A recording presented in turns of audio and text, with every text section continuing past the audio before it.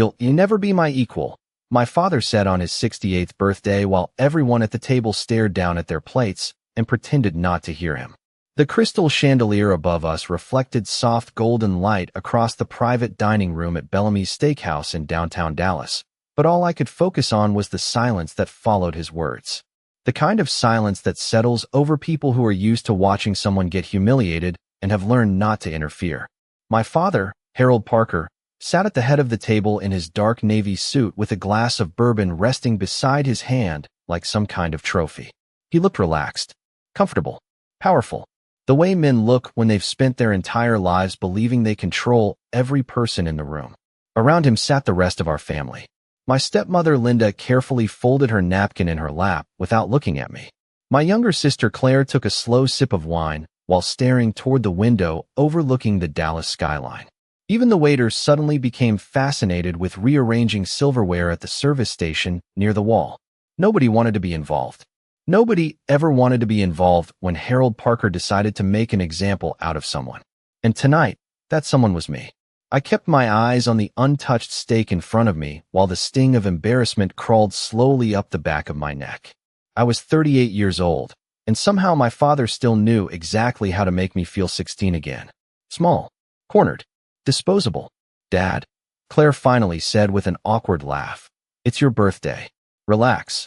But Harold only leaned back deeper into his chair. No, Claire, he said calmly. Your brother needs to hear this. His voice wasn't loud. That was the worst part. Harold never needed to shout. He had mastered the art of quiet humiliation years ago.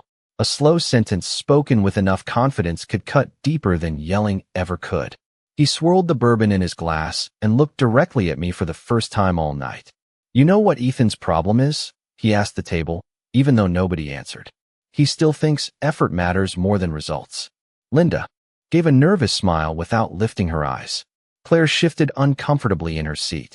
I stayed silent because experience had taught me that arguing with my father only made things worse. Harold liked resistance. Resistance gave him energy. Silence confused him. But tonight, even silence wasn't enough.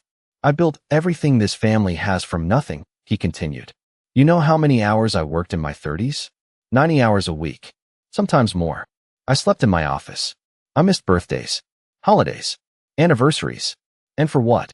He gestured vaguely toward me with the bourbon glass. So my son could become a middle manager with opinions. Claire quietly muttered, Dad, but he ignored her. My jaw tightened. I could feel people at nearby tables glancing toward our room through the glass partition. Bellamy's was the kind of place where wealthy men closed business deals over 18-ounce ribeyes and $100 bottles of Napa Valley Cabernet. Harold loved places like this because they reflected the image he had spent 40 years building. Success, control, respectability. Most people who met my father admired him immediately. He donated to charities, sponsored hospital wings, sat on corporate boards. He knew exactly how to smile for cameras and shake hands like he genuinely cared about people. But family saw a different version. Family saw the man who turned every dinner into a performance and every conversation into a competition he had to win. I'm not trying to fight with you, I said quietly. It's your birthday. Exactly, he replied. And somehow you still managed to ruin the mood. Linda finally looked at me then, her expression carrying that familiar mixture of pity and warning. Don't push him. Don't make this worse. She had spent 20 years surviving Harold the same way everyone else did, by adapting herself around his moods like furniture arranged around a fire nobody could extinguish. I took a slow breath and reached for my water glass. My hand stayed steady, but inside, something was tightening. The pressure had been building for weeks, maybe longer. It wasn't only tonight. It was every ignored phone call, every backhanded comment, every family gathering where I felt less like a son and more like an inconvenience Harold tolerated out of obligation. And underneath all of it sat something else, something heavier, a secret I hadn't told anyone yet, not even my wife. 2 weeks earlier, I had received a phone call that changed the way I looked at my father forever. But sitting there beneath the warm restaurant lights, listening to Harold talk about me like I was some failed investment, I still wasn't ready to believe where that phone call would eventually lead. The waiter entered quietly to ask if anyone wanted dessert. Harold waved him away without looking. Actually, my father said, resting both hands on the table now, Before this miserable evening ends, there's something I want to make clear. Claire looked genuinely nervous. Dad, come on. But Harold ignored her again. His eyes stayed fixed on me. Everything I built belongs to people strong enough to protect it, he said. Not people who complain about fairness. I felt my stomach tighten. There it was. The real subject underneath tonight's performance. Money. The company. Inheritance. Harold had always used wealth like a leash. Reward loyalty. Punish independence. Keep everyone uncertain enough to stay obedient. Nobody's asking you for anything, I said carefully. No. He smiled then. Cold. Controlled.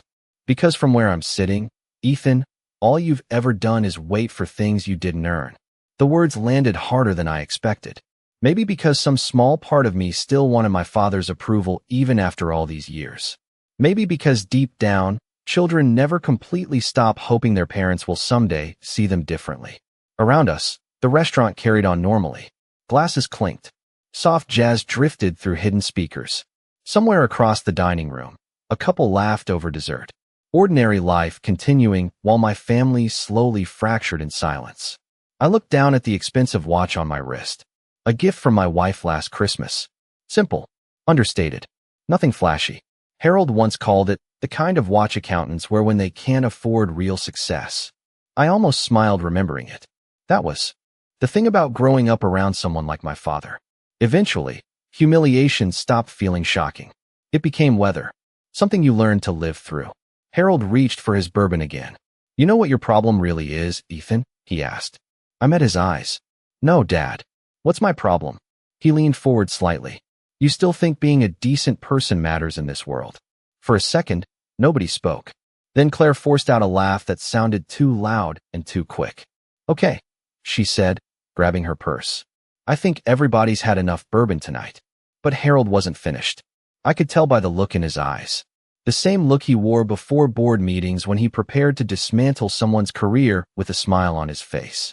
He stared at me for another long second before speaking again. You always wanted me to respect you, he said softly. But respect has to be earned. I held his gaze this time. Really held it. And somewhere deep inside me, something old and exhausted finally began to crack. Because for the first time in my life, I realized my father wasn't speaking like a man who felt powerful. He was speaking like a man who felt cornered. And suddenly, I remembered the voice from that phone call 2 weeks earlier. Calm. Professional. Careful. Mr. Parker, the investigator had said, there are financial records connected to your father's company that we believe you need to see. The call came on a rainy Tuesday morning while I was sitting alone in my office staring at a spreadsheet I had already read 3 times without understanding a single number on it. Outside my window, downtown Dallas looked gray and blurred beneath low clouds, and traffic crawled along Interstate 35 like exhausted insects trapped in wet concrete. I almost ignored the unknown number when my phone started vibrating against the desk. At first I thought it was another client call or some insurance company trying to sell me coverage I did not need. But something made me answer anyway. Ethan Parker? The man asked after I picked up. His voice sounded calm. Professional. The kind of voice people use when they are trained never to sound emotional. Under any circumstances. This is Ethan. There was a brief pause before he continued. My name is Marcus Hale. I work with the Federal Financial Crimes Task Force. I was hoping we could arrange a private meeting. I remember leaning back slowly in my chair, staring through the rain streaks sliding down the office window. I think you have the wrong person, I said carefully. I work in logistics management. I am not involved in anything financial. We are aware of your current position, Mr. Parker, he replied. This concerns Parker Holdings. Hearing my father's company name spoken in that tone immediately tightened something in my chest. Parker Holdings had existed for almost 40 years. My father started it with one delivery truck and eventually turned it into a regional construction supply empire with warehouses across Texas, Oklahoma, and Louisiana. Growing up, I heard the company name more often than I heard words like love or family. Harold Parker treated Parker Holdings like another child. Except unlike his actual children, the company never disappointed him. What exactly does this have to do with me? I asked quietly. Another short pause. That is not a conversation I would prefer to have over the phone. He offered to meet me at a coffee shop near downtown instead of some government office, which somehow made me even more uncomfortable. Normal people did not get invited to quiet meetings with federal investigators on rainy Tuesday mornings. I almost canceled 3 different times while driving there. Even after parking outside the coffee shop, I sat in my car for nearly 10 minutes watching rain bounce off the windshield while my mind searched desperately for explanations that made sense. Maybe someone had stolen my information. Maybe it was identity theft. Maybe this entire thing had nothing to do with my father at all. But deep down, beneath every excuse I tried building in my head, another feeling had already started forming. Fear. The coffee shop smelled like espresso beans and wet jackets. Marcus Hale sat alone near the back corner wearing a charcoal gray coat and reading glasses that made him look more like a college professor than a federal investigator. He stood politely when I approached the table. "Mr. Parker, thank you for coming." He did not waste time with small talk. Within 5 minutes, he slid a thin folder across the table toward me. "We believe several financial accounts connected to Parker Holdings were opened using your information." I frowned immediately. "What?" "Your social security number appears on multiple corporate filings tied to offshore transactions over the last 6 years. I stared at him, waiting for the punchline that never came. "That is impossible." Marcus folded his hands calmly. "That is what we are trying to determine." He opened the folder and turned it toward me. Inside sat photocopies of documents filled with transaction records, shell company names, and signatures. My signature, or something very close to it. At first my brain refused to process what I was seeing. Then slowly, memory started pulling old moments back to the surface. Random paperwork my father had asked me to sign during holidays. Documents slid across his desk while he talked quickly about insurance updates or tax restructuring. "Just routine business protection," he always said. "Nothing complicated." I never questioned him because children raised by men like Harold Parker learn early that asking questions creates consequences. Marcus watched my face carefully while I flipped through the pages. "You recognize some of this?" he asked. "I do not know," I admitted honestly. "Maybe. Some of these signatures look familiar."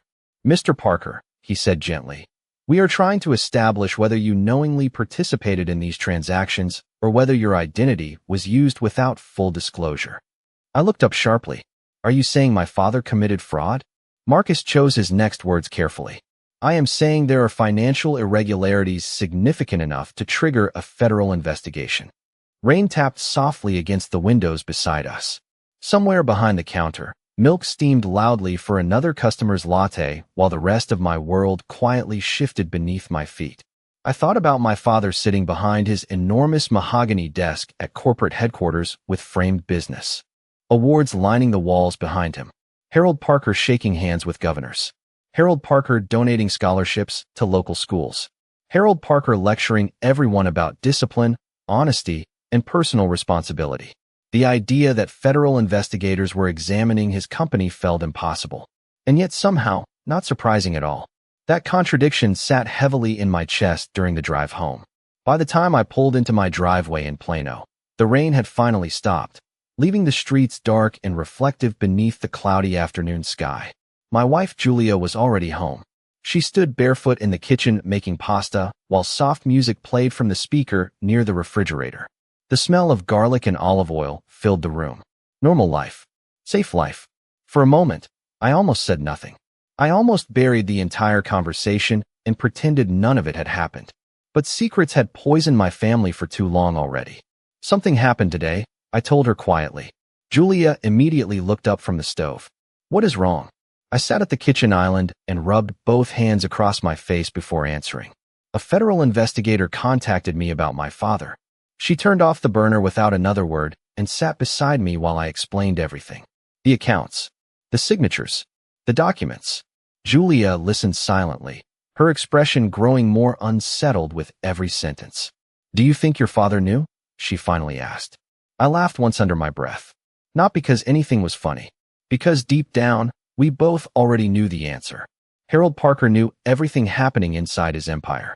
He controlled details the way other men controlled television remotes.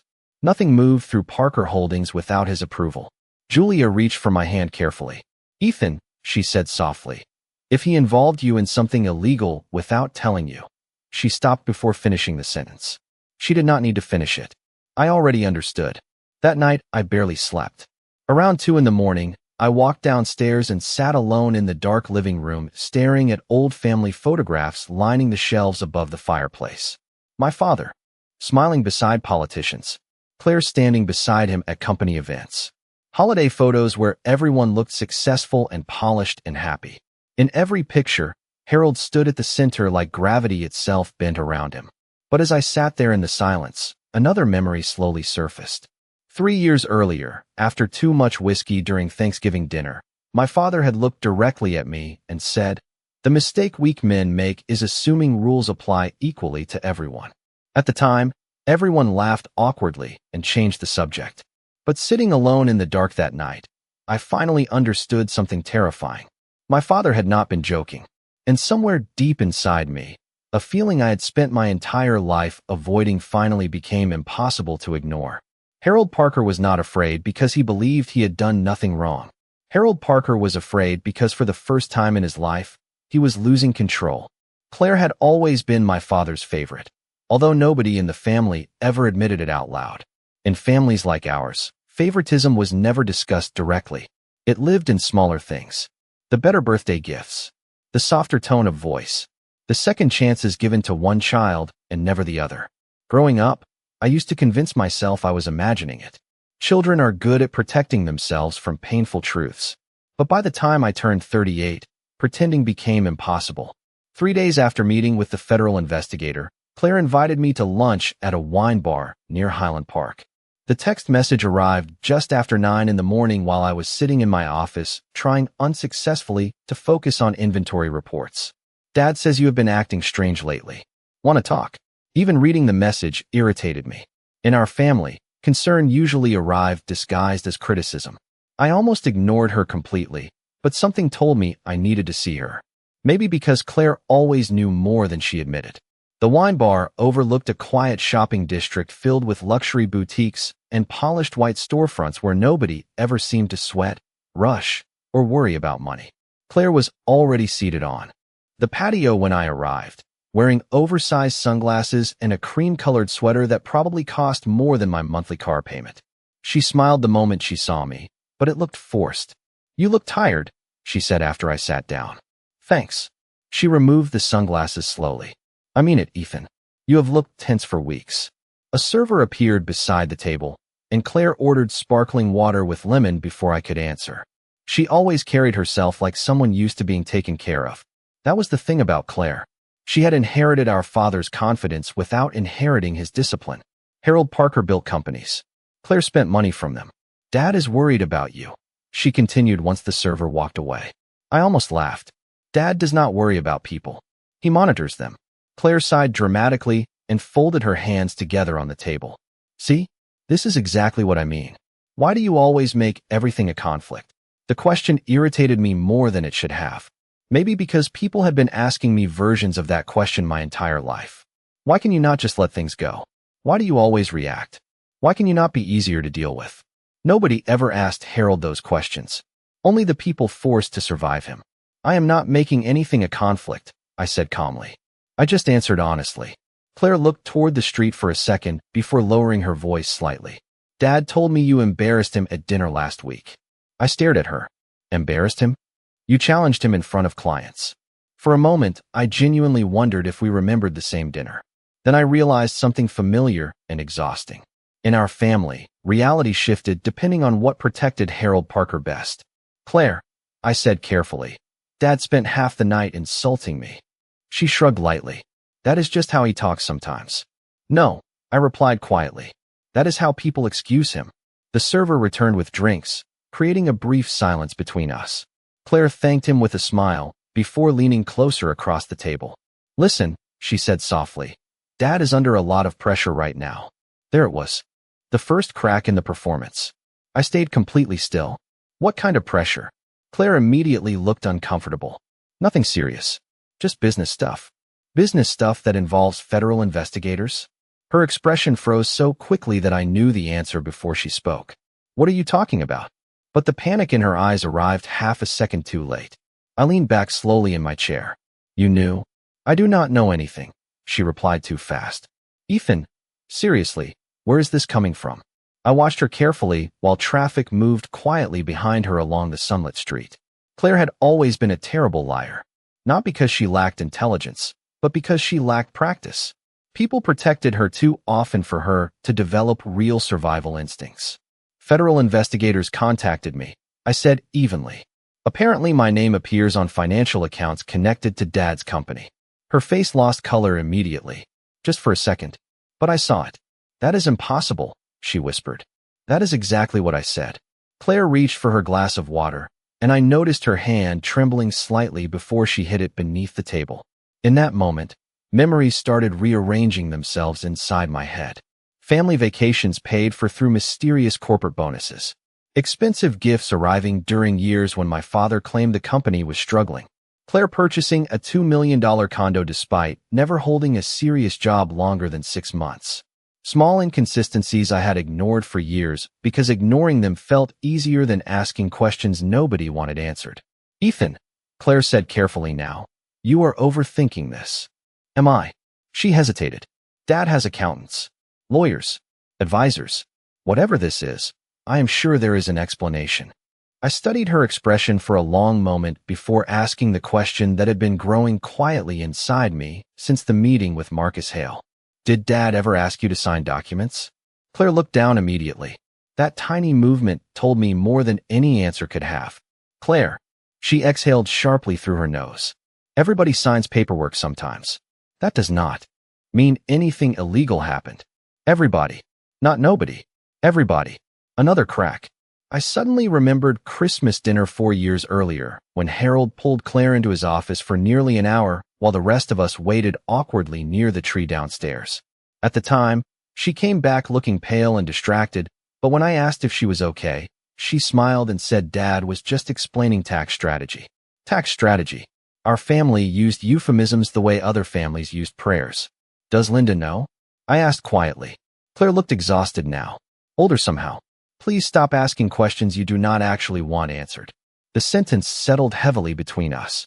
Around us, wealthy shoppers moved casually between stores carrying expensive bags, while sunlight reflected off luxury SUVs parked along the curb. Everything outside looked calm and polished. But inside me, something cold was spreading slowly outward. How bad is it? I asked. Claire closed her eyes briefly before answering. I do not know details. That means it is bad. She rubbed both hands against the sides of her water glass before speaking again. Dad always says business requires flexibility. I almost smiled hearing the phrase because it sounded exactly like Harold Parker. He loved words that disguised responsibility. Flexibility. Strategy. Restructuring. Efficiency. He wrapped unethical behavior in professional language until people stopped noticing the difference. Claire finally looked directly at me again. You need to understand something, she said softly. Dad believes everything he did was for the family. The sentence hit harder than I expected because I knew it was probably true. Harold Parker did not see himself as corrupt. Men like my father rarely do. In his mind, rules existed for ordinary people. Weak people. Careful people. Harold believed success itself justified whatever methods created it. And suddenly, I remembered something else from years ago. I was 19, sitting beside him in his office after my first semester of college. I had told him one of my professors failed a student for plagiarism. My father laughed and said, "The world only punishes people who get caught." Without leverage. At the time, I thought he was being cynical. Sitting across from Claire now, I realized he had been teaching philosophy. Ethan, she said quietly, pulling me back into the present, whatever happens next, do not turn against Dad publicly. I stared at her for several seconds before answering. You still think this is about loyalty? It is about survival. Her honesty surprised both of us. Neither one of us spoke after that. The server brought our check while the afternoon sun drifted lower across the patio. Claire stood first, sliding her sunglasses back on like armor. Dad built everything we have, she said softly before leaving. Do not destroy it just because you are angry. I watched her walk away through the crowded sidewalk, and for the first time in my life, I realized something deeply unsettling. Claire was not defending my father because she believed he was innocent. She was defending him because her entire life depended on the illusion that he could never fall. After lunch with Claire, I drove aimlessly through Dallas for almost an hour before finally ending up outside the old neighborhood where I grew up. I had not been back there in years. The streets looked smaller than I remembered, lined with aging oak trees and faded brick houses built long before developers started filling Texas with glass towers and luxury condos. My father used to call neighborhoods like this places people stay when they stop believing they can become more. Even as a child, I remember how embarrassed he seemed by anything ordinary. Harold Parker measured human value through achievement the way other people measured height or weight. Bigger house, better schools, more expensive watch, more powerful friends.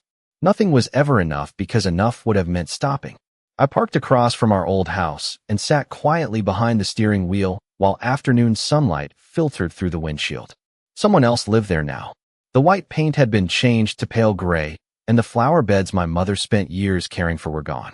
But the porch still looked the same. I could almost picture my mother sitting there during summer evenings with a glass of iced tea resting beside her while cicadas hummed through the heavy Texas heat. Her name was Evelyn Parker, and unlike my father, she never needed attention to feel important. My mother had a quietness about her that made people lower their voices around her without understanding why. She taught third grade for almost 20 years, even after my father became wealthy enough that she never needed to work again. Harold used to call teaching a hobby disguised as a career, but my mother ignored comments like that the same way people ignored distant thunder after hearing it long enough. Looking back now, I realize she spent most of her marriage surviving my father rather than loving him. As a child, I did not understand the difference. Children assume tension inside a house is normal when they grow up surrounded by it. My mother died 12 years ago from pancreatic cancer. By the time doctors discovered it, the disease had already spread too far. I still remember sitting beside her hospital bed 3 days before she passed away, while late afternoon sunlight stretched across the pale blue blanket covering her legs. She looked fragile in a way that frightened me because my mother had always seemed emotionally indestructible. Even during the worst moments of my childhood, she remained calm, steady, like a lighthouse surviving storms without ever asking for credit. "Your father is afraid," she told me quietly that afternoon. I remember frowning immediately because the statement sounded absurd. Harold Parker was many things. Controlling, arrogant, demanding, but afraid? Never. "Dad is not afraid of anything," I replied. My mother smiled faintly at the ceiling before answering. "People who need control that badly are always afraid of something." At the time, I thought the medication was making her reflective. I did not understand she was trying to warn me. Sitting outside the old house now, I finally understood what she meant. My father spent his entire life building systems that protected him from vulnerability. Money, status, influence. Even family relationships operated like business contracts around him. Reward loyalty, punish disobedience, keep everyone dependent enough that nobody leaves. Suddenly, another memory surfaced from years earlier. I was 15, standing in our kitchen after getting a B+ in algebra. My father held the report card between 2 fingers like it carried a bad smell. "Do you know why mediocre people stay mediocre?" he asked me calmly. I remember staring down at the kitchen floor tiles while my mother quietly washed dishes beside the sink. Because they learn how to tolerate disappointment. Then he handed the report card back and walked upstairs without another word. That was Harold Parker's parenting style. He never screamed, never exploded emotionally. He simply made love feel conditional until you spent your entire life trying unsuccessfully to earn it. Claire adapted differently than I did. She became whatever version of herself my father approved of most in each moment. Easier, softer, less confrontational. By the time she turned 25, she spoke exactly the way wealthy men wanted women to speak around them. Warm enough to flatter, careful enough never to challenge. Meanwhile, I kept disappointing him by asking questions and developing opinions separate from his own. My mother used to tell me quietly, "Your father punishes individuality because he mistakes obedience for respect." I did not fully understand that sentence until adulthood. The truth was my father never actually wanted children. He wanted extensions of himself. The realization sat heavily inside me while I watched strangers walk in and out of the house where my family once lived. My phone buzzed suddenly against the center console, pulling me back into the present. It was my father. I stared at his name on the screen for several seconds before answering. "Hello. Where have you been?" he asked immediately. No greeting. No warmth. Just accusation. "Working. Claire said you met her for lunch." I almost smiled hearing it because of course Claire had already reported back to him. Information moved through our family like currency. We had a conversation. I replied carefully. About what? Why does it matter? Silence settled briefly on the line. Then my father laughed softly, though there was no humor in it. You know, Ethan, your problem has always been that you confuse suspicion with intelligence. I leaned back against the seat. And your problem has always been believing nobody notices what you are doing. Another pause. Longer this time. I could almost hear him recalculating internally. What exactly is that supposed to mean? He asked quietly. There it was again. That feeling beneath his voice. Not anger. Not confidence. Fear. Small but unmistakable. For the first time in my life, Harold Parker sounded uncertain. I met with someone last week, I said. Someone asking questions about Parker Holdings. Complete silence. Not even breathing. Then finally, who? His voice had changed entirely now. Lower. Sharper. I watched sunlight move slowly across the empty porch of my childhood home before answering. A federal investigator. The silence that followed felt enormous. I suddenly remembered another moment from years ago. My mother standing beside the kitchen counter late one night after thinking I had gone upstairs already. She did not realize I could hear her from the hallway. One day your pride is going to destroy this family, she told my father quietly. I never heard his response because I walked away before the conversation finished. But sitting in my car now with Harold Parker breathing heavily through the phone, I realized something painful. My mother saw all of this coming years before anyone else did. Listen to me carefully, my father finally said. You do not speak to anyone else about this. Do you understand? His tone sounded controlled, but beneath it sat panic trying desperately not to surface. Dad? I said softly. What exactly did you put my name on? He did not answer immediately. Instead, he asked another question. Did they show you documents? That was the moment everything inside me shifted permanently. Because innocent people ask what is happening. Guilty people ask what evidence exists. I closed my eyes briefly while my mother's voice echoed through my memory again. People who need control that badly are always afraid of something. You used me, I said quietly. Careful, Ethan. No, I replied, staring at the old house one final time. I think you are the one who needs to be careful now. Then I hung up before he could answer. The morning after my phone call with my father, I woke up to 6 missed calls and 3 voicemail messages from him waiting on my phone. I listened to the first one while standing alone in the kitchen pouring coffee into a mug I suddenly realized was trembling slightly in my hand. You need to stop acting paranoid, Harold said in the message, his voice calm but strained beneath the surface. You are letting people manipulate you. The second voicemail sounded less controlled. Do not make the mistake of involving yourself in business matters you do not understand. By the third message, even the performance of calmness had started slipping.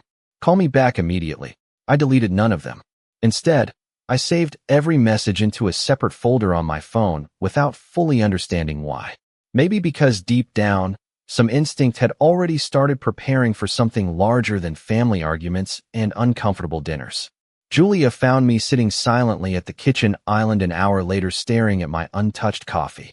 She wore one of my old college sweatshirts and carried that same worried expression she had worn ever since I told her about the investigation.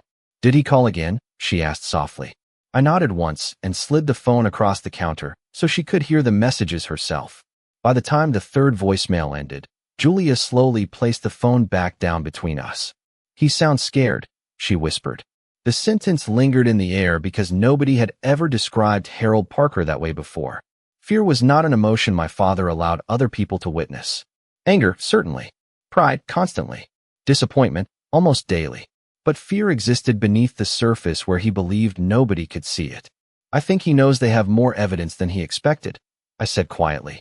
Julia sat beside me and folded her arms carefully across the counter. What are you going to do? That question had been circling through my head all night.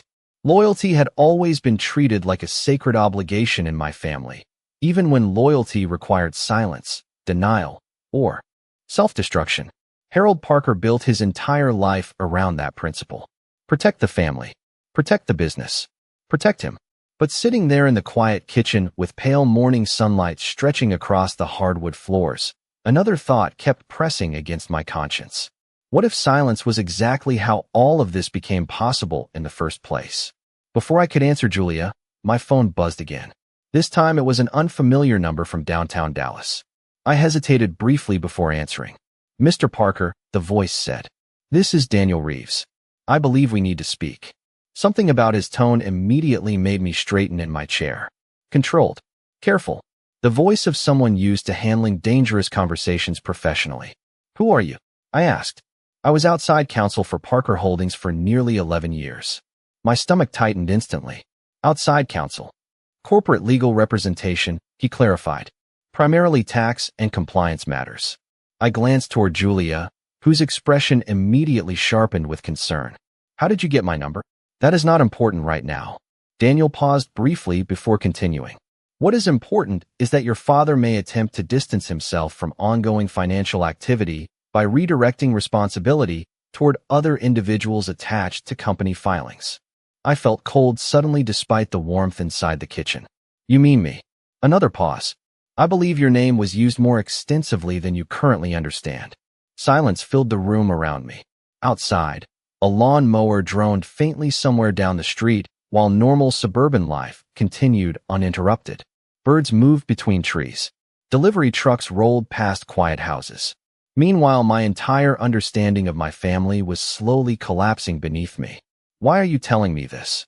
I asked carefully. "Because unlike your father, I still possess a functioning conscience." Daniel's answer arrived without hesitation. "Can we meet?"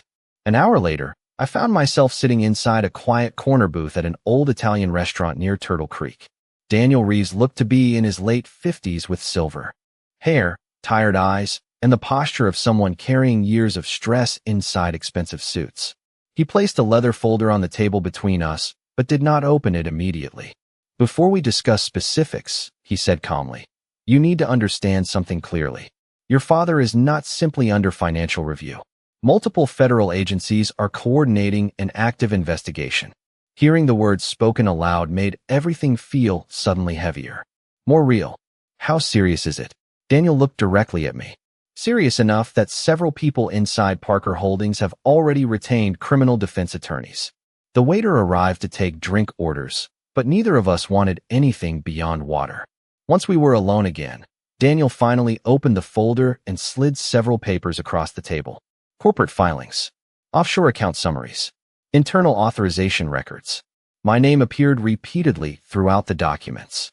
Ethan Parker, authorized signatory, secondary oversight approval, financial restructuring consent. "I never knowingly approved any of this," I said immediately.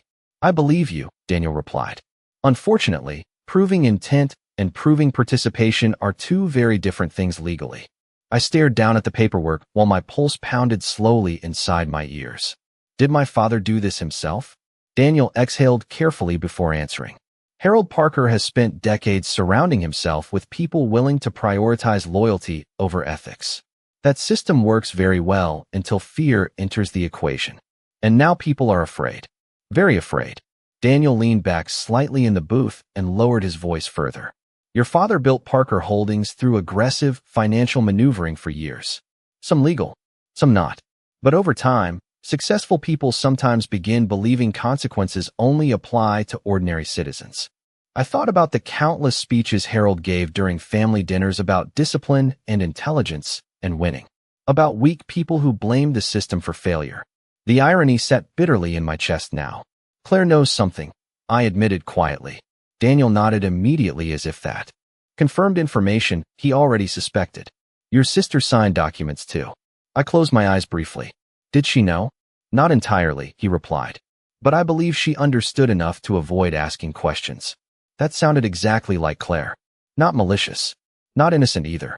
Just someone raised inside a system where comfort depended on obedience. Daniel slid another paper toward me. "There is something else you need to understand. If your father believes cooperation from family members threatens him personally, he may attempt to isolate himself legally." I frowned. "What does that mean?" Daniel's expression hardened slightly. "It means men like Harold Parker do not surrender power gracefully. If necessary, they convince themselves sacrifice is justified." The sentence chilled me because I knew my father well enough to understand what Daniel was really saying. Harold would protect himself first. Always. Even if it meant destroying people around him. Even family. Especially family. My phone buzzed again against the table before I could respond. This time it was Claire. I stared at her name flashing across the screen while Daniel quietly watched my reaction. "Do not answer," he said softly. "Not yet." I silenced the call without replying. Almost immediately, another message appeared from my father. "Call me now. We need to fix this before it gets worse." I stared at the words for several long seconds before locking the screen. Fix this. My father still believed everything could be controlled if he moved quickly enough. Money, lawyers, influence, intimidation. That had always been his solution to problems. But sitting there across from Daniel Reeves, surrounded by evidence carrying my own name, I finally understood something my mother recognized years earlier. Harold Parker never truly believed in family. He believed in ownership. And now that ownership was slipping through his fingers for the very first time in his life. 2 days after meeting Daniel Reeves, my father invited the entire family to dinner again as if nothing unusual had happened. The text message arrived early Friday morning while I was sitting in traffic on the Dallas North Tollway, watching brake lights glow red beneath a cloudy sky. "Family dinner tonight at the house. 7 sharp. Do not be late." No greeting.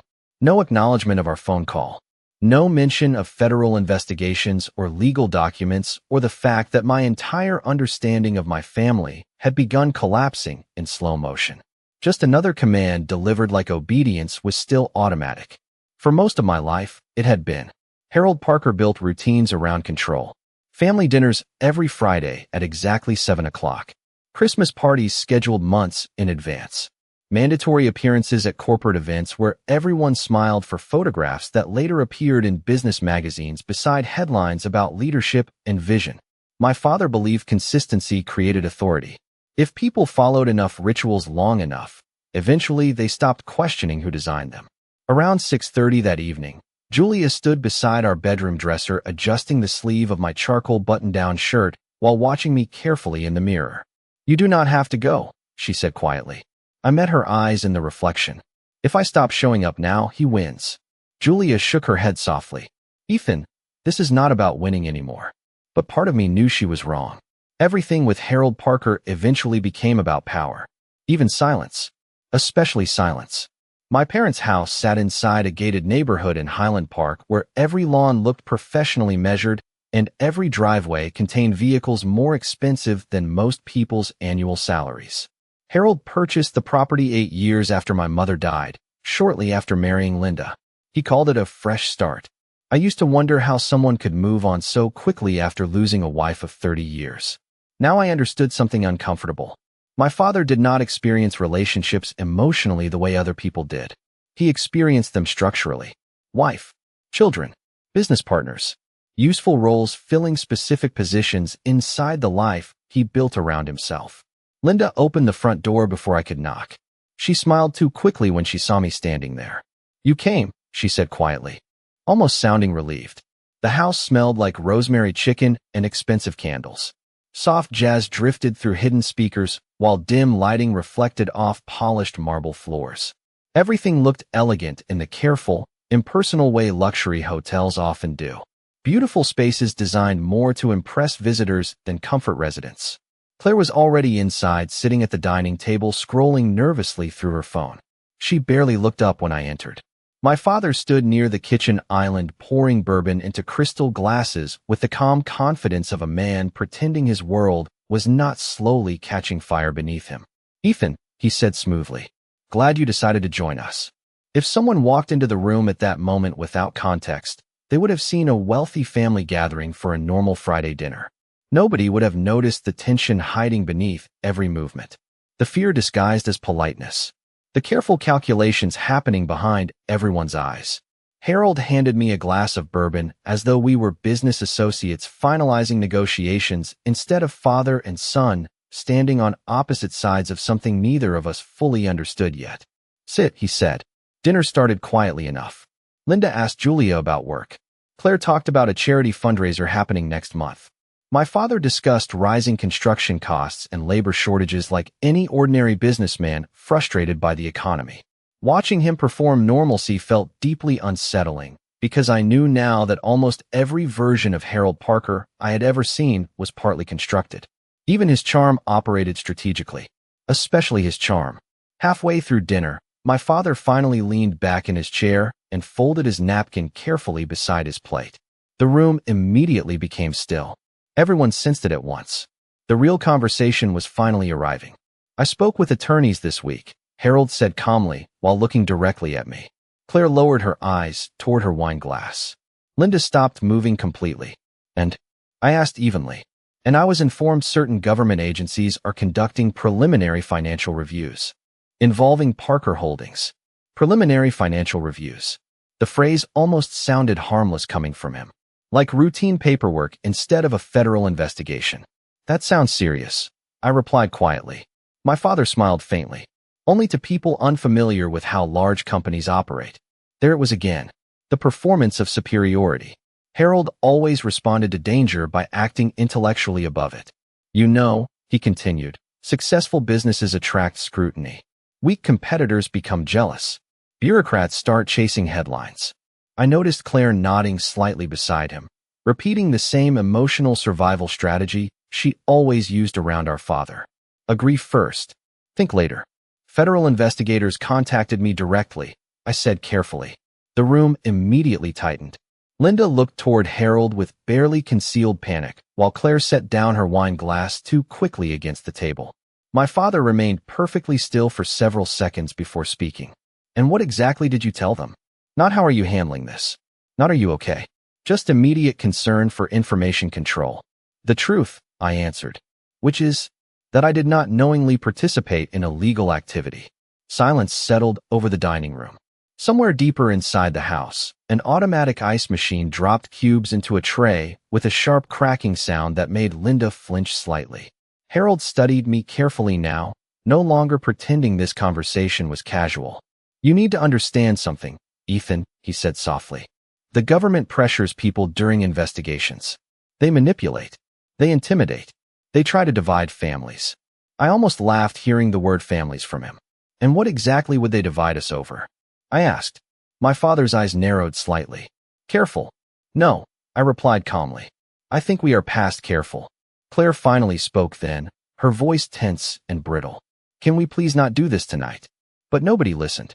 Harold set his bourbon glass down with slow precision before leaning slightly forward toward me. Everything I built was for this family, he said. Every long hour. Every risk. Every sacrifice.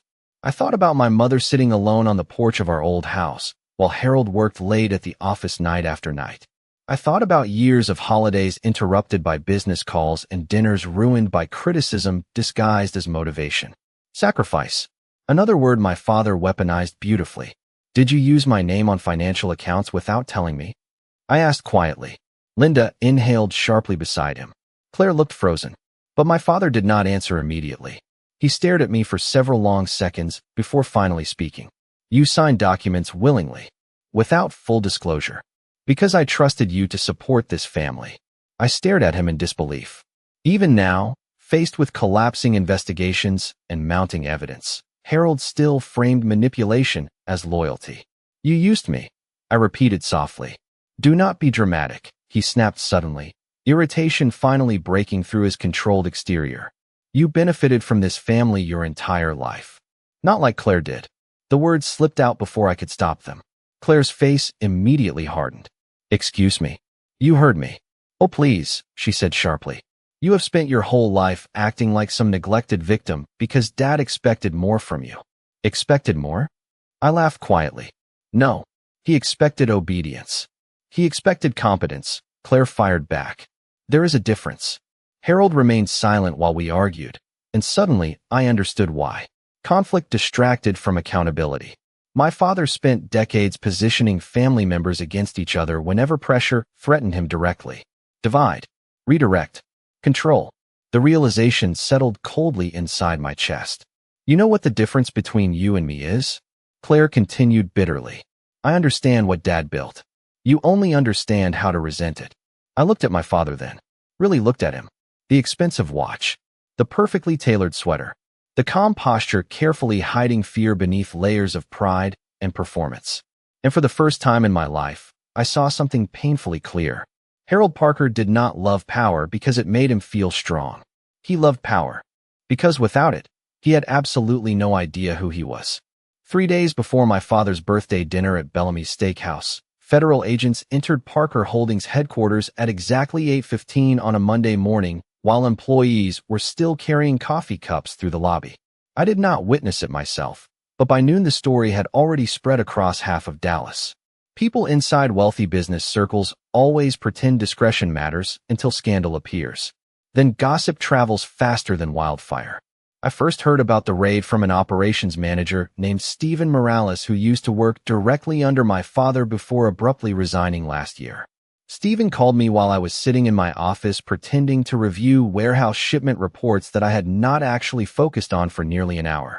"Turn on the news," he said immediately after I answered.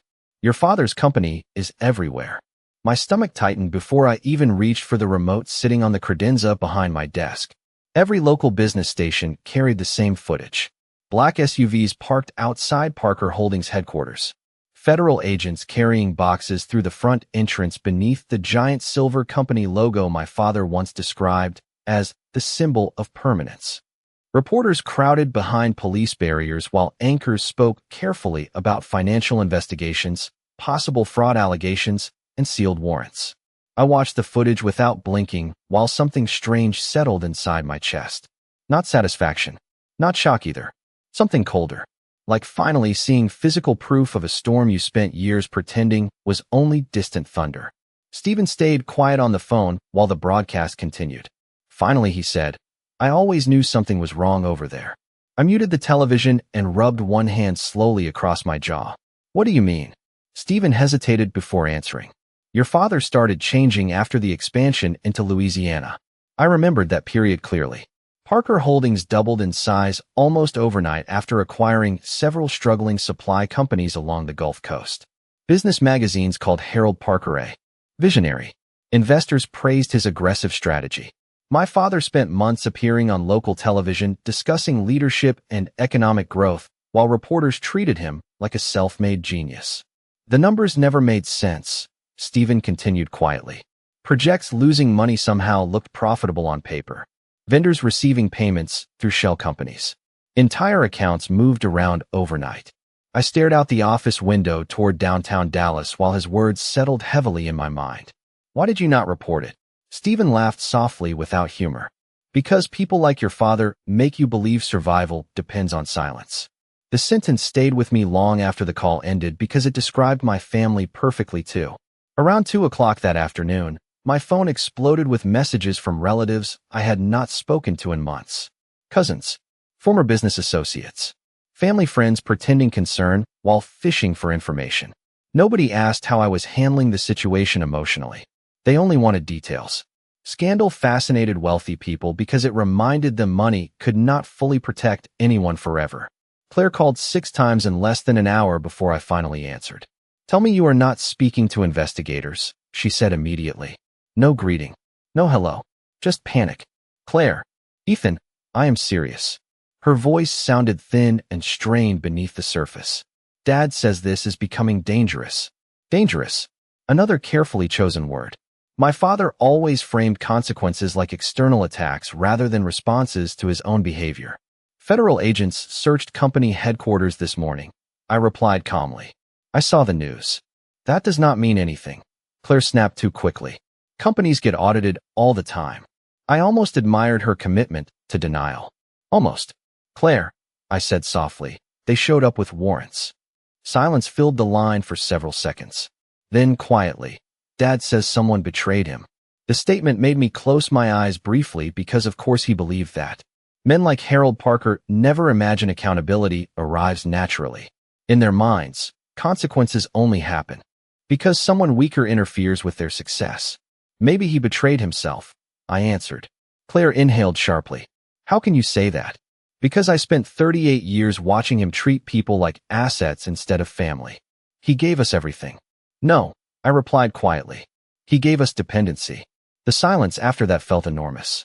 Finally, Claire whispered, "You do not understand what happens if he falls." But deep down, I think she already knew I understood perfectly. That evening, Julia found me sitting alone on the back patio watching storm clouds gather above the neighborhood. The air smelled like rain and fresh-cut grass, while distant thunder rolled softly somewhere west of Plano. She sat beside me without speaking for several minutes. Julia always understood silence better than anyone else in my life. "You look guilty," she finally said gently. I laughed under my breath. Maybe because part of me feels relieved. Admitting it out loud felt ugly somehow. Cruel, but also honest. Does that make me a terrible son? Julia leaned her head lightly against my shoulder. "No," she said softly. "It makes you someone finally seeing reality clearly." I stared toward the darkening sky while memories kept surfacing one after another. My father mocking me after losing a high school baseball game. My father criticizing my first apartment because it lacked ambition. My father calling Julia pleasant but unimpressive after meeting her parents for the first time. Small humiliations spread across decades until eventually they stopped feeling separate. They became identity. "You know what scares me most?" I asked quietly. Julia shook her head. I still catch myself wanting his approval. She looked up at me then with an expression carrying equal parts sadness and understanding. "That is what happens when children spend their whole lives earning love instead of receiving it." The sentence hit harder than I expected because it explained something I had never fully understood about myself.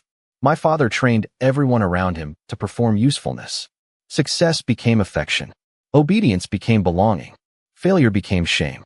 And somewhere along the way, I learned to measure my worth through a man emotionally incapable of seeing people clearly.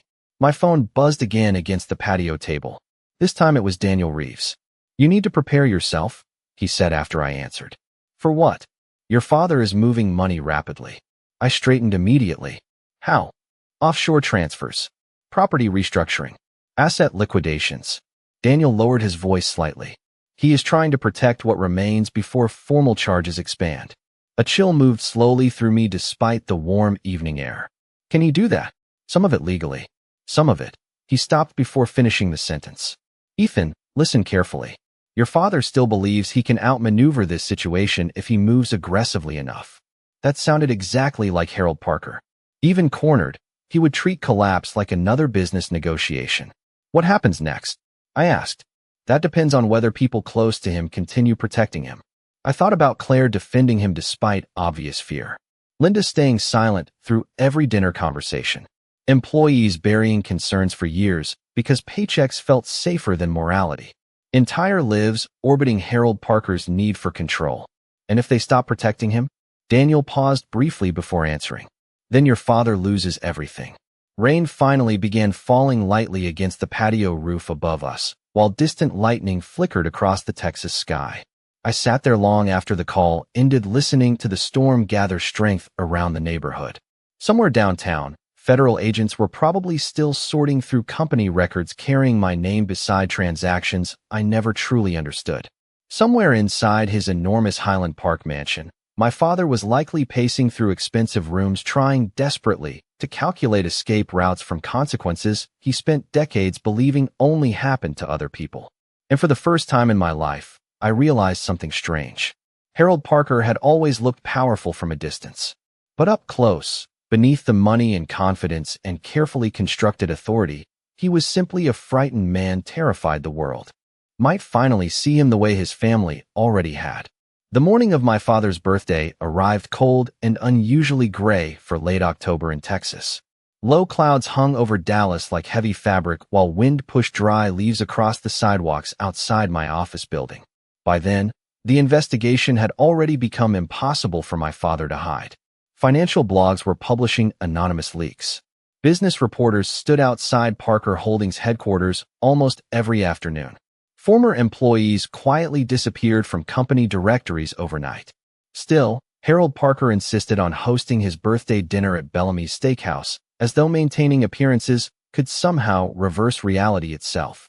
Around noon, Claire showed up unexpectedly at my office. She walked in wearing oversized sunglasses despite the cloudy weather and carried herself with the tense energy of someone surviving on caffeine and denial. My assistant looked relieved when I finally stepped out to greet her because Claire had apparently been pacing near the reception desk for almost 15 minutes. "We need to talk privately," she said immediately. I led her into the small conference room beside my office and closed the door behind us. The room smelled faintly like printer toner and stale coffee. Claire removed her sunglasses slowly, revealing dark circles beneath her eyes I had never noticed before. "You look terrible," I said before I could stop myself. She laughed softly without humor. "Nobody in this family is sleeping right now." For several seconds, neither of us spoke.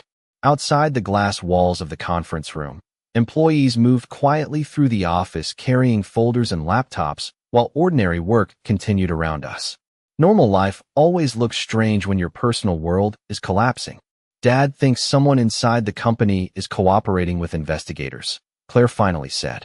"Someone probably is." She shook her head immediately. "You do not understand. He is becoming paranoid." I leaned back slowly in my chair. "Claire, federal agents raided company headquarters." "I know." Her voice cracked slightly on the last word. "But he still thinks he can fix it." That sounded exactly like Harold Parker. My father approached disaster the same way he approached negotiations. Push harder. Spend more money. Intimidate people until reality changes shape around him. "He keeps asking about you," Claire continued quietly. "About who you have spoken to, what you know, and what are you telling him?" She looked away toward the rain streaking softly against the conference room windows. Enough to keep him calm. The honesty surprised me, not because Claire admitted protecting him, but because she sounded exhausted by it now. "Claire," I asked carefully, "are you scared?" She closed her eyes briefly before answering. "I am terrified." The words settled heavily between us, because fear was something my family rarely admitted aloud. Growing up around Harold Parker taught everyone emotional restraint.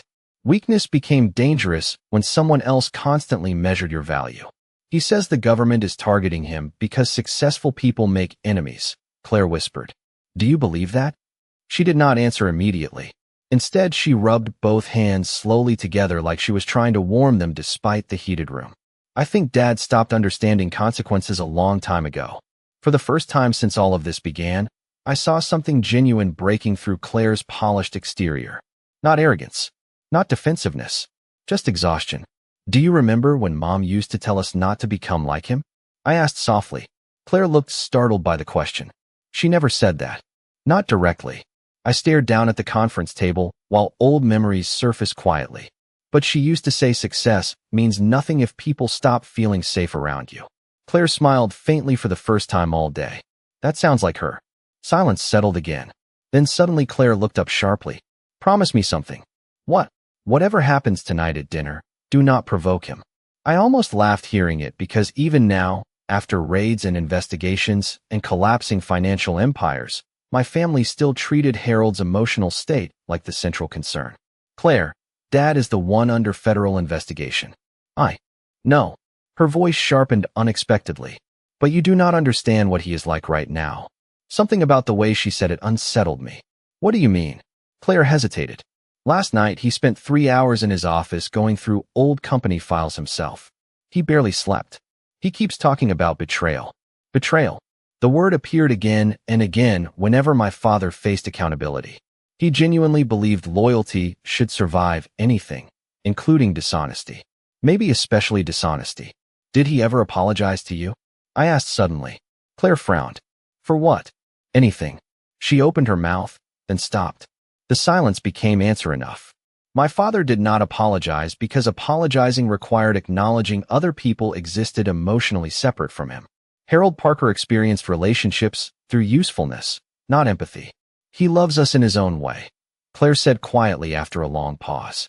I looked at her carefully. "No," I replied softly. "He owns us in his own way."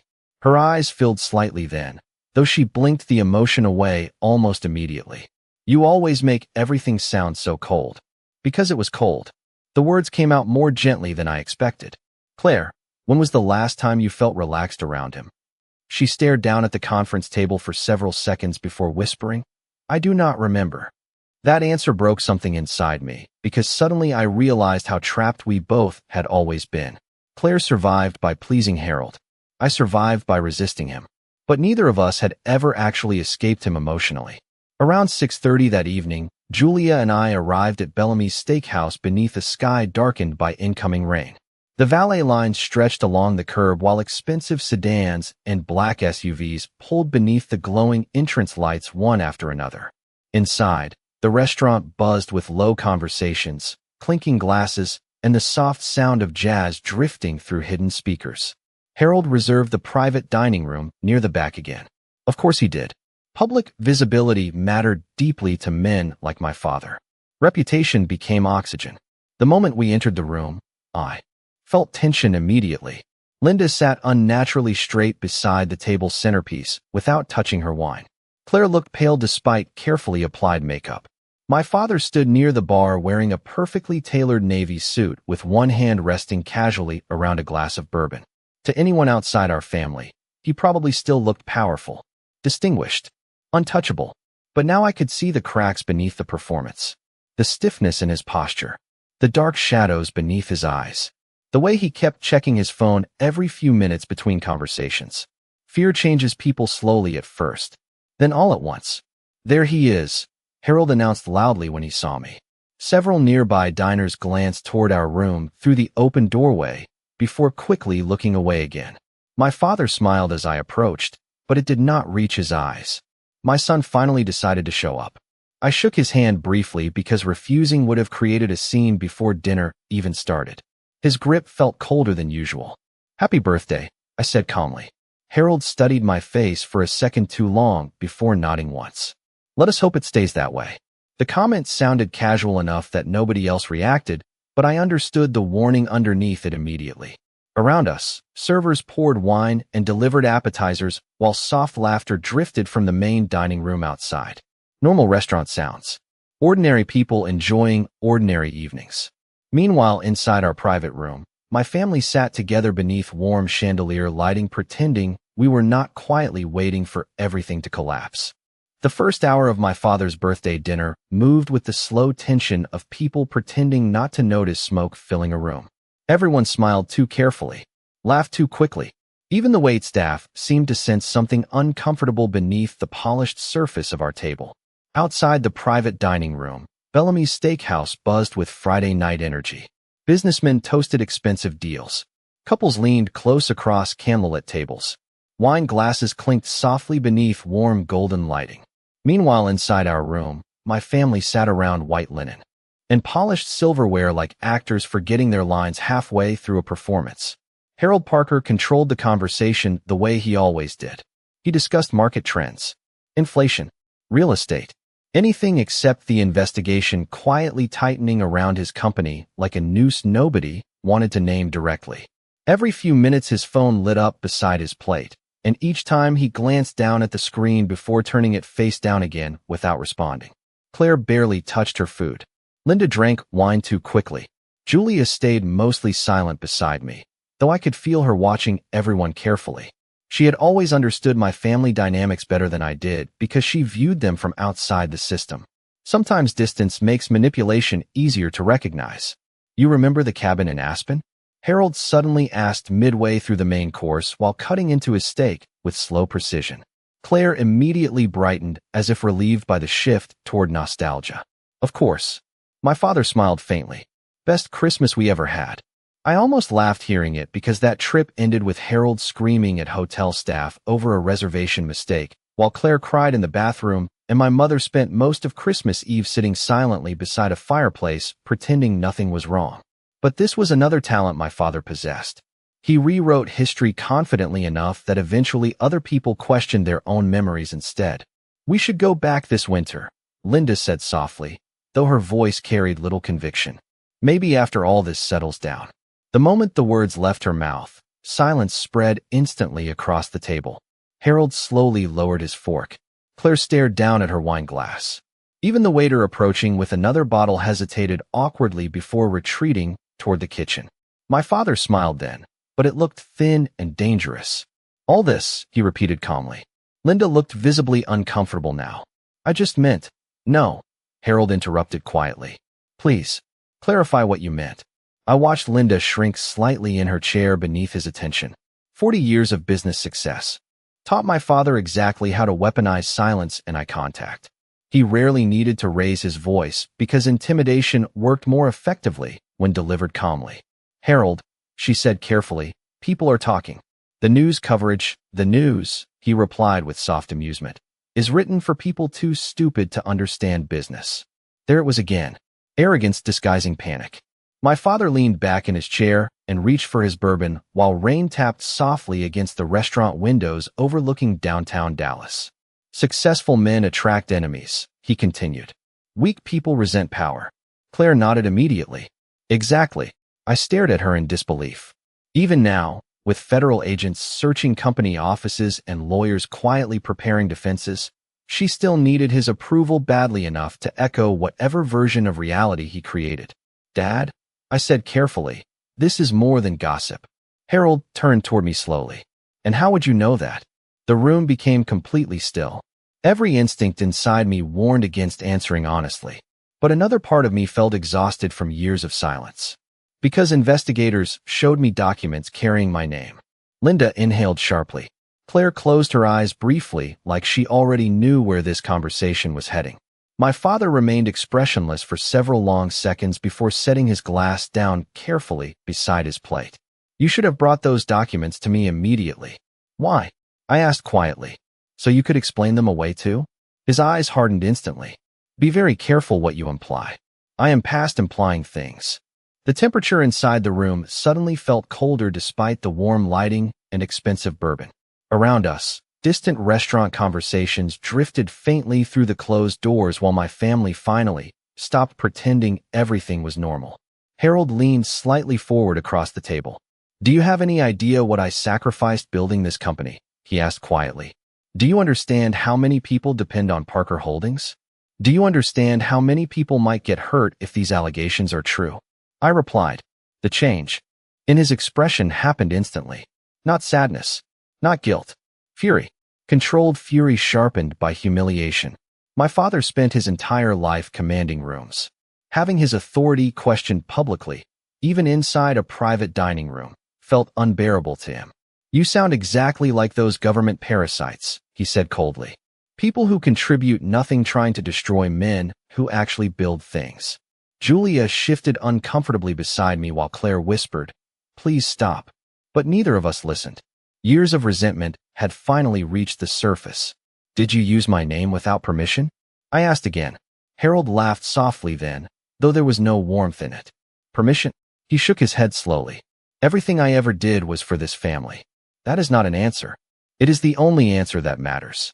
I felt something inside me harden hearing that. My father genuinely believed intention erased accountability. If he convinced himself his actions protected the family, then manipulation became justified. Fraud became strategy. Betrayal became leadership. You know what your problem is, Ethan? He asked quietly. You inherited your mother's weakness. The words landed harder than I expected. Not because they hurt me. Because my mother deserved better than becoming another tool in his emotional arsenal. Do not talk about her like that, I said softly. Harold smiled faintly. Your mother spent her life afraid of conflict. No, I replied evenly. She spent her life trying to survive you. Complete silence filled the room. Claire looked horrified. Linda stared frozen at the tablecloth. My father's face changed slowly then. Not loud anger. Something colder. More dangerous. The kind of expression powerful men wear when they realize someone is no longer intimidated by them. You ungrateful little fool, he said quietly enough that everyone leaned in to hear him. Everything you have exists because of me. And maybe everything collapsing right now exists because of you too. The sentence hung between us like broken glass. For several seconds nobody moved. Then suddenly my father stood so quickly his chair scraped sharply against the hardwood floor. Beneath the table, nearby diners glanced toward our private room through the glass partition. Harold stared down at me, breathing hard through his nose while one hand tightened around his bourbon glass. You think you are better than me? He asked. I stayed seated. Calm. No, I answered quietly. I just think I finally see you clearly. That was the moment something inside him snapped. Not into physical violence exactly, but into humiliation. Public domination. The oldest language my father knew. He stepped closer beside my chair and pointed directly at me while everyone in the room froze. You are nothing without my name, he said loudly enough for nearby tables to hear through the partially opened doors. You have spent your entire life benefiting from my success while pretending you earned things yourself. I could feel people outside the room staring now. Waiters pretending not to listen. Conversations slowing nearby. But strangely, embarrassment no longer overwhelmed me the way it once would have. Maybe because for the first time, I realized his cruelty had never actually been about me. It was always about protecting his own fragile image. "Sit down, Harold," Linda whispered urgently. But he ignored her completely. "You want to judge me?" my father continued. "You could never survive 1 month building what I built." Then suddenly, without warning, he struck me across the side of the face with enough force to send my water glass crashing sideways onto the white tablecloth. The entire room froze. Crystal shattered against the hardwood floor beneath us while bourbon splashed across my sleeve. Somewhere outside the private room, conversations stopped completely. My cheek burned sharply, but the strangest part was how calm I felt. Harold stood above me breathing heavily while silence swallowed the room whole. Claire looked horrified. Linda covered her mouth with trembling fingers. And for the first time in my life, I saw something on my father's face I had never seen before. Not power, not control, desperation. The sound of shattered crystal echoed through the private dining room long after nobody moved anymore. My water glass lay broken across the hardwood floor while droplets spread slowly through the white tablecloth like stains nobody knew how to clean. Around us, the restaurant had gone almost completely silent. Even conversations outside the room faded into nervous whispers. My father stood beside my chair breathing heavily, one hand still clenched at his side, while the other gripped his bourbon glass tightly enough for his knuckles to turn pale. For a few seconds, nobody spoke. Not Claire. Not Linda. Not even the waitstaff frozen awkwardly near the doorway pretending not to witness what had just happened.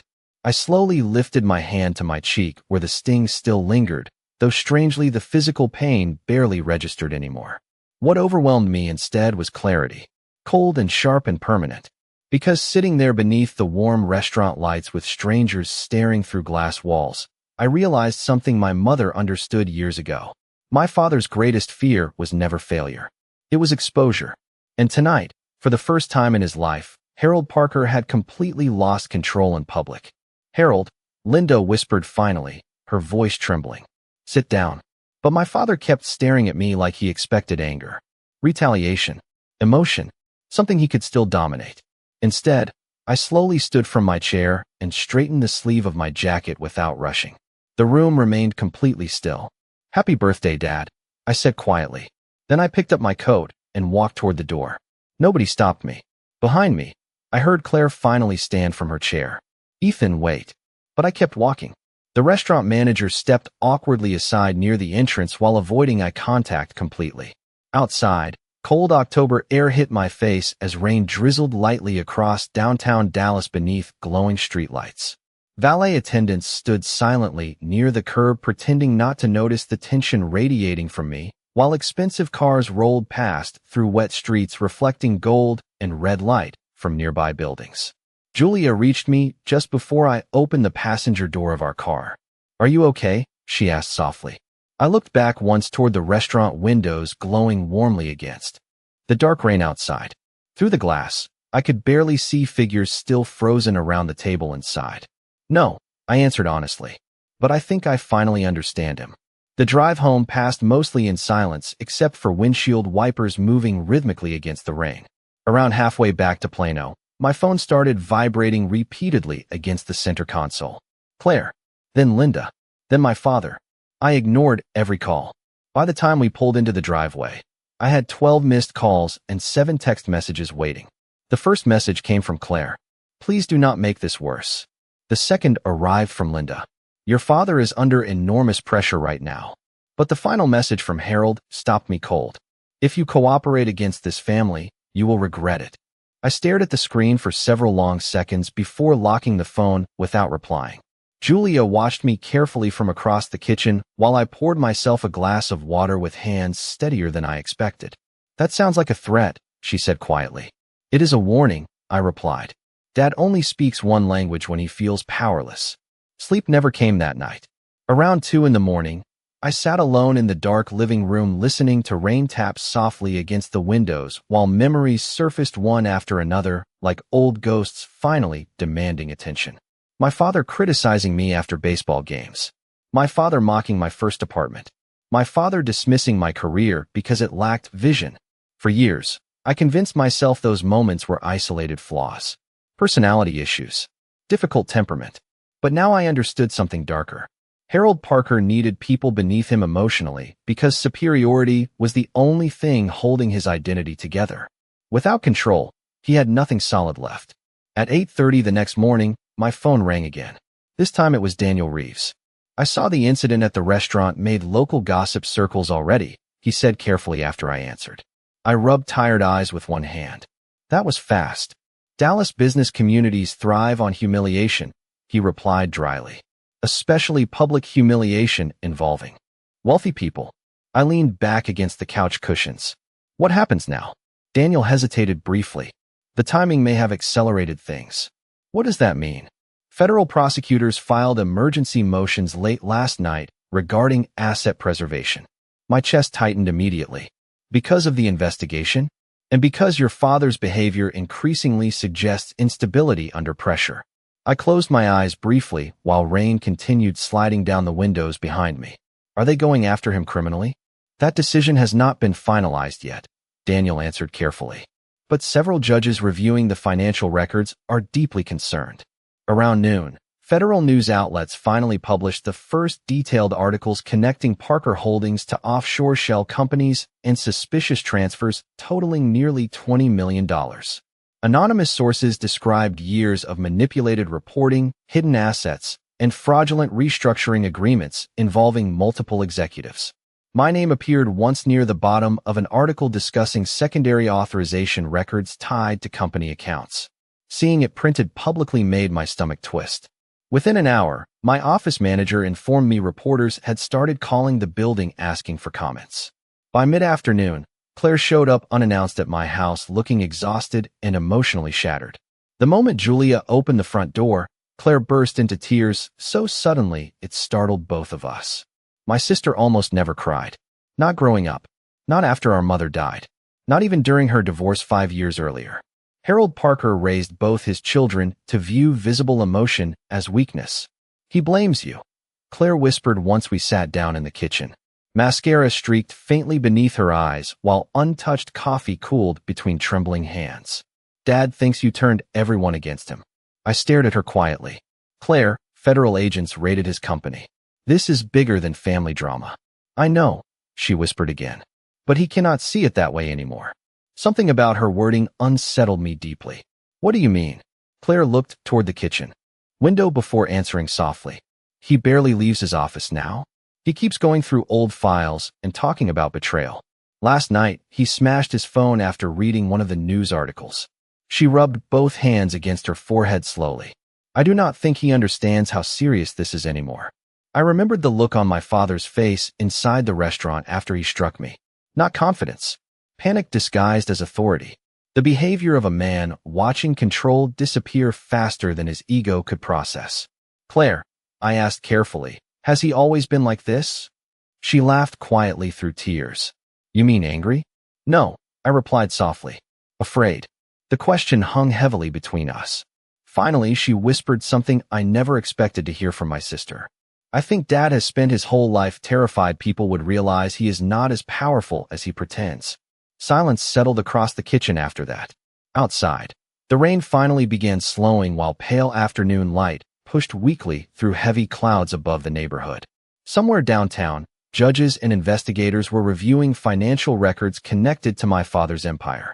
Somewhere inside his office, Harold Parker was probably still pacing across polished hardwood floors, trying desperately to control a collapse already far beyond him. And for the first time since this nightmare began, I realized something strange. I no longer feared my father at all. 2 weeks after my father's birthday dinner, I sat inside a federal courtroom in downtown Dallas watching Harold Parker arrive 20 minutes late, wearing the same expression he used during board meetings and charity galas. Calm, superior, untouchable. If someone walked into the courtroom without context, they probably would have assumed he was there voluntarily to advise people less intelligent than himself. My father still carried power the way certain men carry expensive cologne. Even when everything around them begins collapsing, they keep performing confidence because they no longer know how to exist without it. The courtroom itself felt colder than I expected. Pale walls, dark wooden benches, fluorescent lights reflecting faintly across polished floors. Outside the tall windows behind the judge's bench, Heavy clouds hung over Dallas while reporters crowded the courthouse steps below waiting for updates. News coverage surrounding Parker Holdings had grown nonstop during the past 2 weeks. Every day brought new leaks. Frozen accounts, offshore transfers, witness cooperation agreements, former executives quietly negotiating immunity. Harold Parker's carefully constructed empire was unraveling thread by thread in public view. Claire sat beside me in the second row wearing a dark gray coat and staring silently ahead without speaking. She looked thinner now. Exhaustion hollowed out her face in ways makeup could no longer hide. Linda sat several seats farther down, clutching tissues tightly in both hands while avoiding eye contact with everyone around her. I noticed immediately that my father arrived alone. No business associates. No corporate advisors. No wealthy friends offering support. Power attracts crowds while it exists. Collapse creates distance. Harold walked past our row without acknowledging any of us before taking his seat beside 2 defense attorneys near the front. For a moment, he looked exactly the same as always. Perfectly tailored navy suit. Silver watch gleaming beneath courtroom lights. Back straight. Chin lifted slightly upward. But then he turned briefly toward the gallery behind him, and I saw it. Fear. Real fear this time. Not hidden beneath arrogance or anger anymore. Raw and unmistakable. It disappeared quickly once he noticed me watching, but it had already changed something permanently inside my memory. Because until that moment, I genuinely believed my father would remain emotionally untouchable forever. At precisely 9 o'clock, Judge Rebecca Coleman entered the courtroom carrying several thick binders beneath one arm. She looked to be in her early 60s with sharp eyes and the controlled posture of someone deeply unimpressed by wealthy men attempting to manipulate legal systems. The room stood briefly before settling back into silence. We are here regarding emergency motions involving Parker Holdings and associated financial entities, she began calmly. Her voice carried through the courtroom with the kind of authority my father always respected because it could not be purchased. Over the next 40 minutes, prosecutors outlined evidence involving offshore shell corporations, fraudulent reporting structures, hidden property transfers, and unauthorized financial accounts tied to multiple executives. Hearing the details spoken aloud inside a courtroom made everything feel surreal. Numbers I had only seen scattered across leaked documents now echoed formally through public record. $17 million transferred through shell accounts. Corporate funds redirected into private holdings. False reporting structures masking losses across multiple states. Every few minutes, reporters seated near the back scribbled notes furiously while Harold stared straight ahead without reacting visibly. But I noticed his right hand tapping lightly against the table beneath the defense documents. Small, rhythmic, nervous. Judge Coleman eventually turned toward my father directly. "Mr. Parker," she said calmly, "the court has reviewed substantial evidence suggesting ongoing efforts to move and conceal assets following initiation of federal inquiry." Harold stood slowly beside his attorneys with the smooth confidence of someone who spent decades speaking inside expensive rooms. "Your Honor," he began evenly, "my company has operated successfully for nearly 40 years. We categorically deny any intentional wrongdoing." The judge watched him without expression. That statement becomes more difficult to accept given recent financial movements documented by federal investigators. My father smiled faintly then.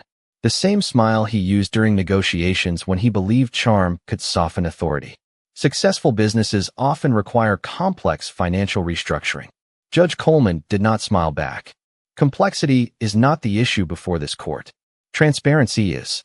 The room became very quiet after that. Even the reporters stopped typing momentarily. For the first time in my life, I watched someone refuse to bend beneath Harold Parker's confidence. My father sensed it too. I could see frustration slowly tightening his jaw. Then, prosecutors introduced additional records involving secondary authorization signatures connected to company accounts. My name appeared repeatedly across courtroom monitors, while legal staff distributed copies to attorneys and court officials. Claire inhaled sharply beside me. Linda lowered her head completely. "Mr. Ethan Parker," one prosecutor said calmly, "has cooperated voluntarily regarding documentation bearing his identity." My father turned toward me instantly. The look in his eyes carried something deeper than anger now. Betrayal. Genuine betrayal.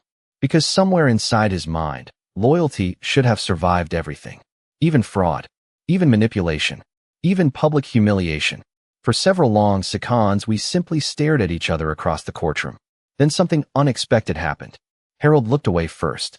Judge Coleman continued reviewing financial evidence for another hour before finally announcing temporary freezes on multiple Parker Holdings assets pending expanded investigation.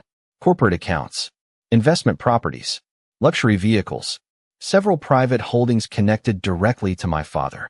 Each ruling landed visibly harder than the last. Harold's attorneys whispered urgently beside him while reporters rushed from the courtroom to deliver updates outside.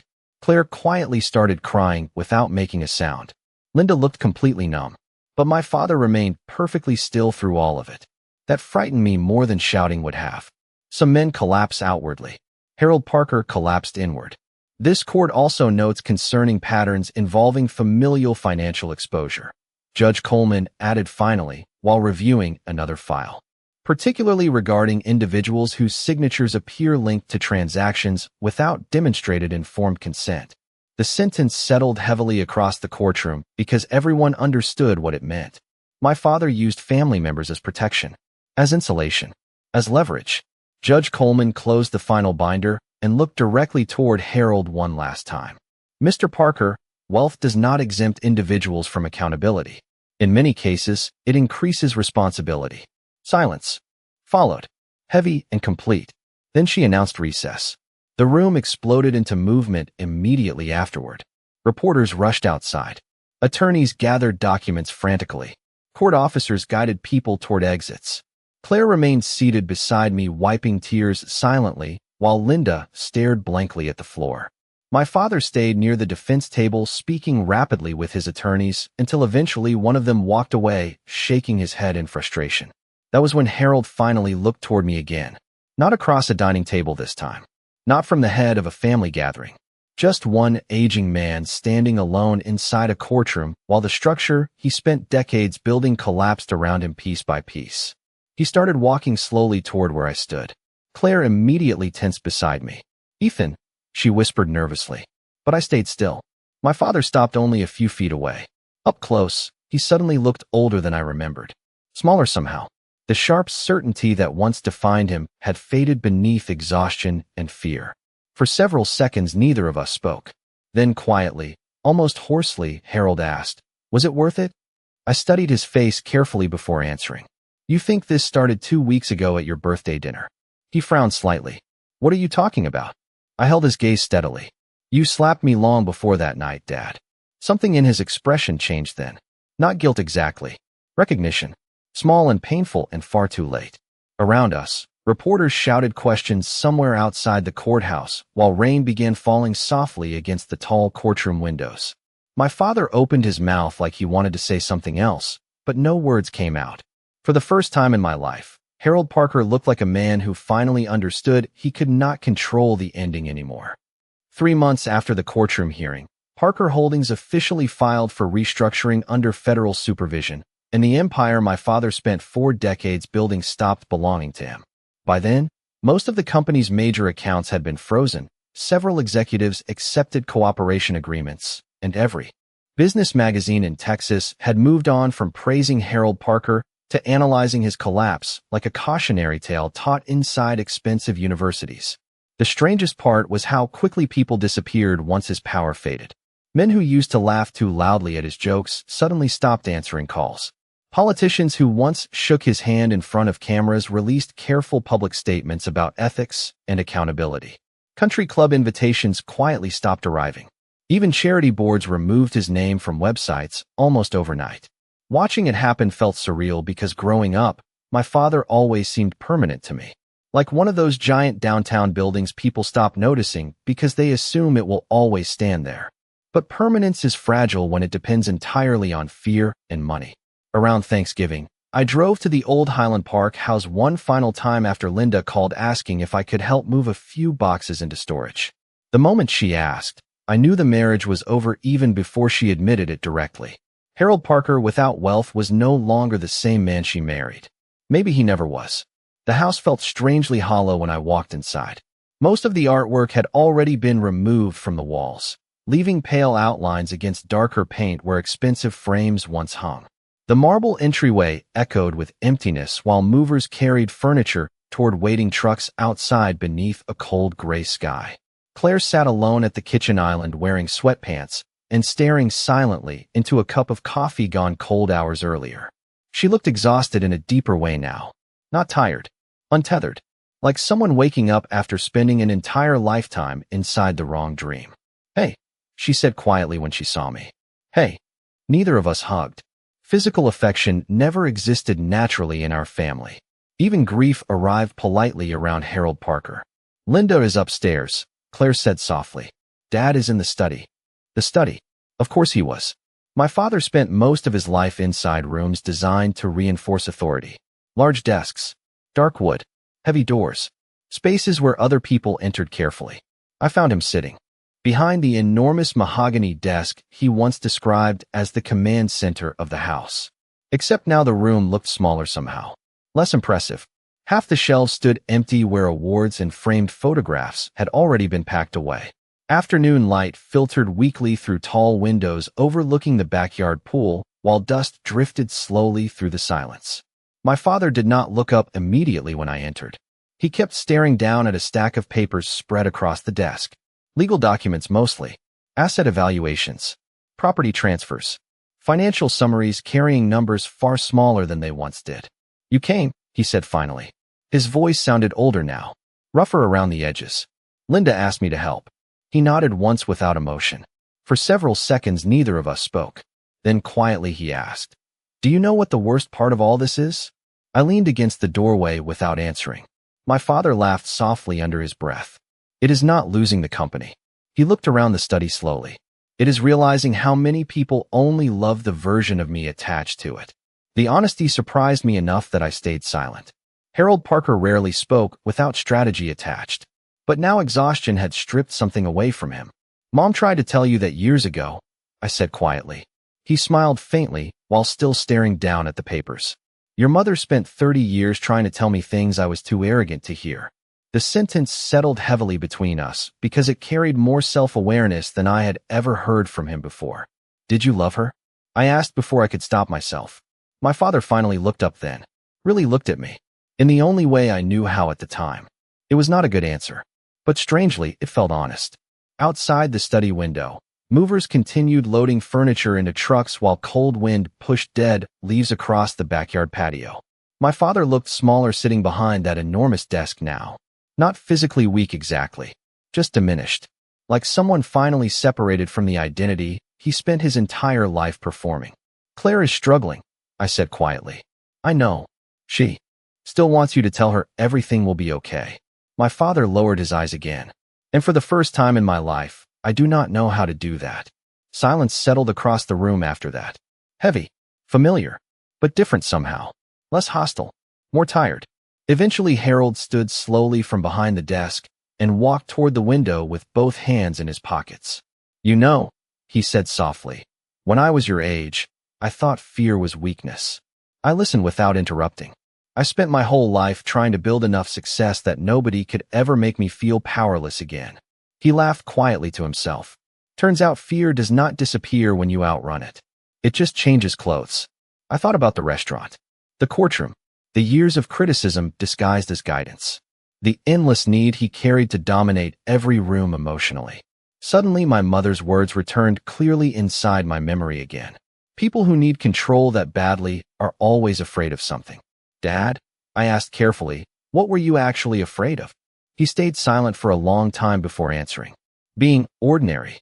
The honesty in his voice unsettled me more than anger ever could have, because suddenly I understood something tragic. Harold Parker spent 40 years sacrificing relationships, kindness, peace, and eventually even his own family, trying to escape a fear nobody else could ever fully remove for him. And was it worth it? I asked softly. My father stared out across the empty backyard while pale winter sunlight faded slowly against the pool water outside. "No," he answered almost immediately. Downstairs, I found Claire standing near the front door watching movers carry the last boxes outside. "What did he say?" she asked quietly. I looked back once toward the upstairs study before answering. "Nothing that changes what happened." She nodded slowly like she already understood. Then after a long silence, she whispered, "Do you think we will ever feel normal again?" The question broke my heart a little because neither of us had ever really known